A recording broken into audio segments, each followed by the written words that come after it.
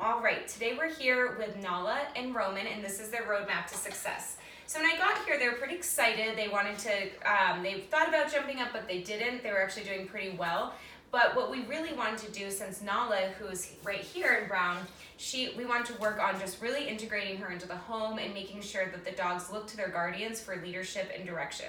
So one of the first things that we did was just kind of go over a couple of rules, and one of those things involved the structured eating. So I want to direct you to the video right above this one to go over how to do the structured eating with the dogs. And you're going to want to do that for each meal time, so for breakfast and dinner.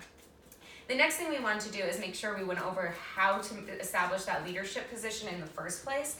In the leadership position, we did the leadership exercise. You can look that up on the website if you forgot the specifics.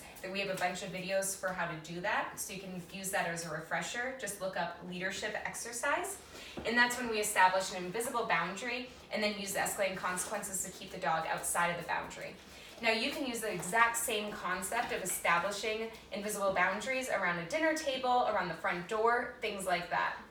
I want to remind you to keep petting with a purpose. So remember, every time you pet your dog, you're rewarding your dog. You're telling them, good job, way to go.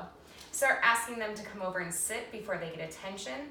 That's a new rule to incorporate to give them a little more purpose, and they now know what to do versus what not to do.